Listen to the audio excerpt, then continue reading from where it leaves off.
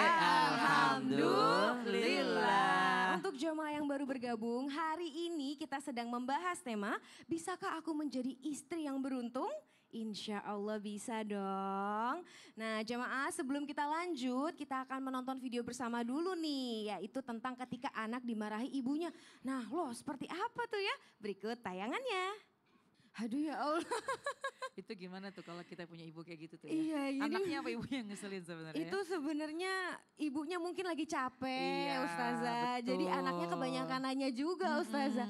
Dikit-dikit yang sepele-sepele ditanya, sepele-sepele ditanya. Iya, jadi ibunya, ya udah kamu mau nanya apa, aku jawab kebalikannya. Iya, benar. Paling bercanda, habis itu disayang-sayang ya Ustazah.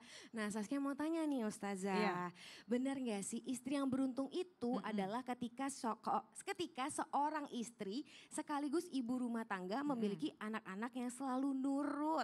Nah dan tidak menyusahkan ibunya ya Ustazah. Nah bukannya kalau misalnya nurut atau berbakti atau misalnya mendengarkan orang tua itu kan tergantung orang tuanya juga Ustazah. Nah bagaimana tausiahnya Ustazah, silahkan. Masya Allah, terima kasih Kak Saski dan juga Ustadz Maulana, Ustadz Syam. Bismillah, walhamdulillah. Wassalatu wassalamu ala rasulillah. Jamaah. Oh jamaah. Alhamdulillah. Masya Allah ya, kebahagiaan, keberuntungan seorang istri apabila dia disayang sama suaminya dan menjadi ibu rumah tangga yang anak-anaknya semuanya pun juga taat, bakti, enggak pegelin hati, selalu menggembirakan, menjadi penyejuk mata ya. Namun dalam kehidupan kan terkadang ya tadi kita lagi capek misalnya, kemudian mungkin keadaannya kita sedang lelah ya, terkadang anak ini melakukan sesuatu yang mungkin bikin hati kita agak-agak sedikit kesel gitu ya. Tapi subhanallah, insya Allah kalau sekiranya kita menjalani kehidupan kita dengan ikhlas, maka insya Allah kita akan menjadi perempuan yang beruntung, baik menjadi istri yang beruntung, menjadi ibu yang beruntung. Sebab apa? Sebab punya anak yang menyenangkan hati kita. Memang pernah disabdakan oleh baginda Rasulullah Sallallahu Alaihi Wasallam, birru abaakum tabirrukum abnaukum. Ketika kau berbakti kepada orang tuamu, maka kelak anakmu akan berbakti kepadamu. Oleh karena itu peran kita sekarang, kalau kita masih punya orang tua, maka jangan lewatkan kesempatan kita untuk bisa berbuat baik kepada kedua orang tua kita. Sebab apa? Nggak usah pakai disuruh, nggak usah pakai susah-susah, nanti anak kita akan mudah berbakti kepada kita. Karena itu janji dari baginda Rasulullah Sallallahu Alaihi Wasallam. Lalu bagaimana ketika misalnya orang tua kita sudah meninggal dunia, maka bisa kita berbakti kepada mereka. Jangan lupa kita mendoakannya, mengirimkan Fatihah, mengirimkan khatmil Quran, kemudian melakukan kebaikan-kebaikan yang kita niatkan pahala untuk mereka. Insya Allah kita bisa menjadi anak yang berbakti kepada kedua orang tua. Dan jamaah sekalian, kalau urusan berbakti sama orang tua ini besar banget keutamaannya. Semua amalan manusia itu ditunda sampai nanti di yaumil qiyamah, di hari akhirat. Akan tetapi urusan sama orang tua, kalau dia senang menggembirakan orang tuanya, maka kelak nanti di dunia dia sudah akan mendapatkan keberkahan. Tapi kalau dia senang sedihin hati orang tua, membuat pegel hati orang tua, dia senang menyakiti hati orang tua. Naudzubillah, nggak usah pakai nunggu lama-lama di hari akhirat. Nggak usah nunggu lama-lama nanti di dunia, terkadang dia sudah mendapatkan dampak dari sukanya dia menyakiti hati orang tua. Naudzubillah min dzalik. Apa diantaranya? Jadi susah juga hidupnya.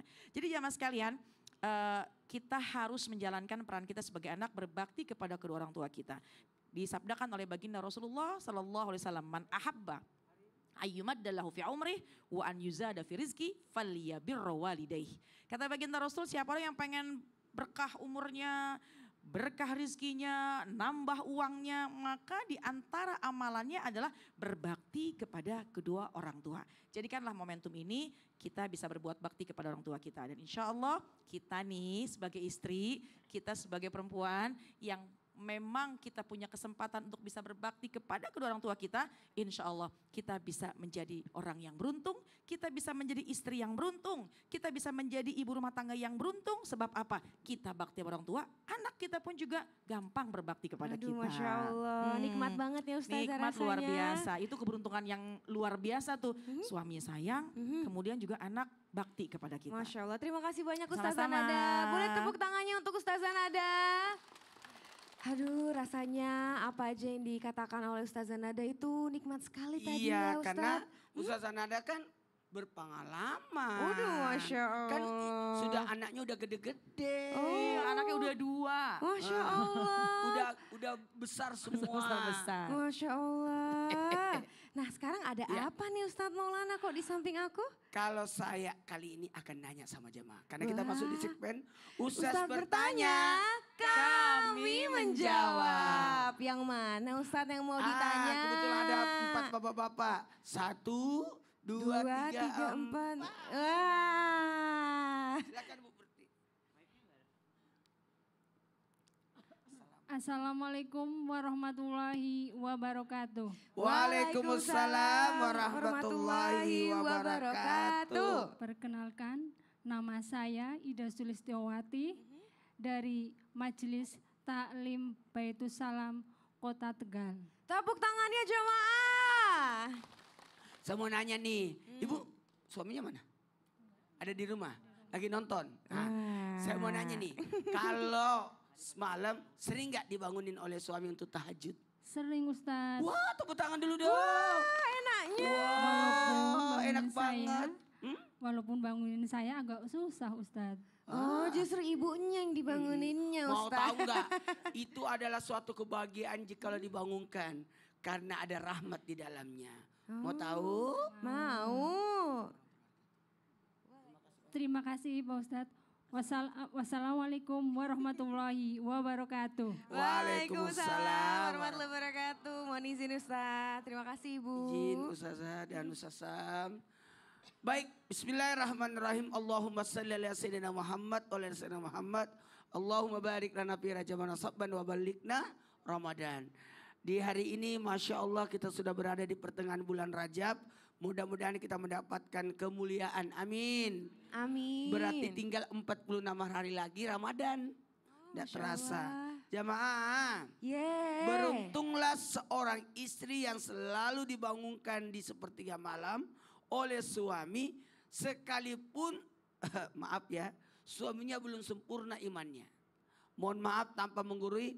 Dari satu riwayat disebutkan bahwa Allah memberikan rahmat kepada seorang yang bangun, kemudian membangunkan istri untuk sholat, kemudian ternyata istrinya tidak bangun, maka dipercikkan pakai air, disitulah bentuk rahmat Allah turun padanya.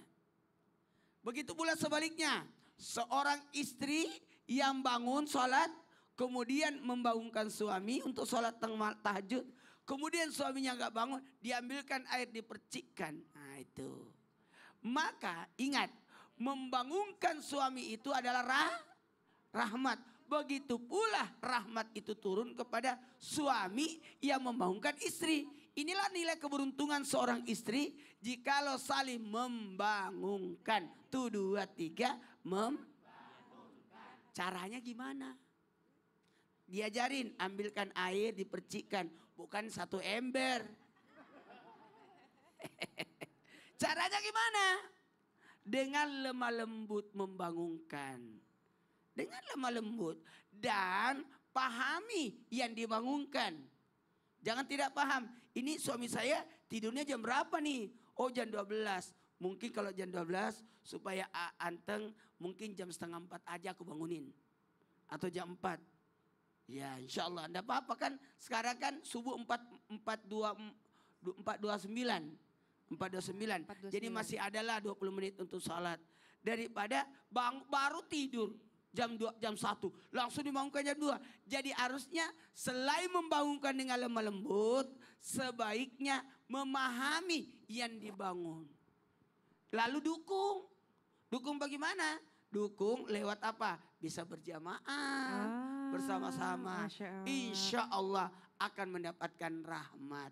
Amin. Jadi intinya istri yang beruntung adalah istri yang diajak untuk beribadah oleh suaminya. Masya Allah. Bukan diajak pergi jajan, pergi shopping, pergi liburan. Tapi diajak untuk apa? Beribadah. Masya Allah, terima kasih banyak Ustadz Maulana.